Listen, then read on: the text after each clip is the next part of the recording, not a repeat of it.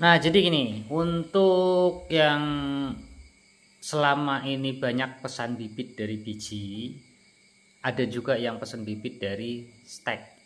Ini saya sedikit menjelaskan tentang bibit yang kita tanam dari semai biji.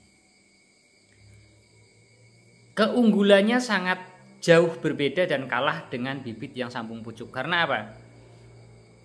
Bibit dari biji ketika kita tanam, dia akan beda karakteristiknya dengan induk aslinya. Kenapa? Bibit dari biji itu bisa berbeda, dan mungkin dari segala sifat induknya itu akan berbeda. Walaupun tidak jauh berbeda, tapi tetap ada perbedaan. Tapi rata-rata itu tidak sama persis dengan induknya. Karena buah kopi ketika penyerbukan itu membawa dua gen, yaitu dua gen dari bunga jantan dan bunga betina, yang masing-masing memiliki karakteristik yang berbeda. Nah, ketika terjadilah pembuahan dan jadilah biji, dalam biji tersebut ada dua gen atau kombinasi gen yang ada di dalam buah itu.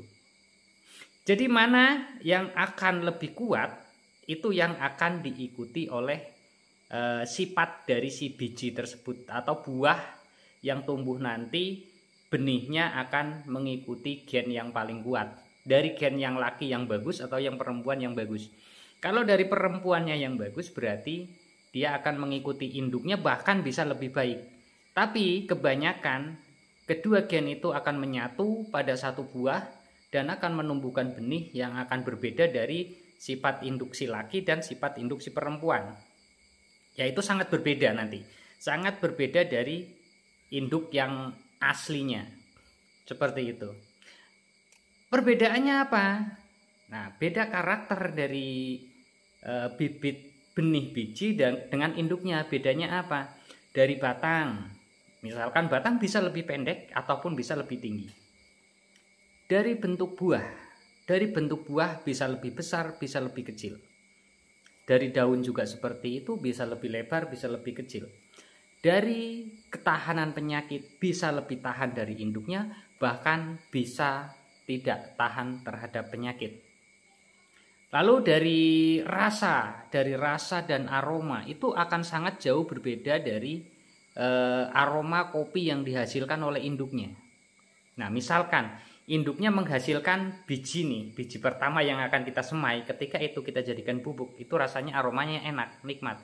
Tapi ketika kita tanam, ya tidak kita jadikan kopi bubuk, tapi kita tanam, buahnya nanti akan berbeda dengan biji yang dihasilkan dari induknya. Kira-kira seperti itu. Dan yang paling pentingnya itu di ketahanan terhadap penyakit. Kalau induknya itu tahan terhadap penyakit, belum tentu anaknya akan tahan terhadap penyakit. Begitu juga dengan manusia pun sama ya. Manusia itu bercampur antara dua gen, yaitu laki-laki dan perempuan, yang akan membentuk si anak ini akan berbeda sifat dari ibunya. Bahkan biasanya yang ibunya sangat keras, anaknya bisa lebih keras. Nah, misalkan si ibunya keras, bapaknya lembut, anaknya bisa lembut, anaknya juga bisa keras. Dari gen yang mana nih yang paling kuat yang dihasilkan? Atau mungkin bisa berbeda karakter, beda sifat dari ayah dan ibunya. Begitu juga dengan tanaman. Nah, bagaimana cara untuk mendapatkan bibit yang sama sifatnya, sama karakteristiknya dengan induknya? Bagaimana kita mendapatkannya? Yaitu dengan cara sambung pucuk atau okulasi, atau dari stek. Ya, dari stek itu yang dimaksud, tunas itu kita potong, kita tancepin, itu akan sama persis sifat-sifatnya dari induk aslinya, tidak ada perubahan. Nah, seperti itu.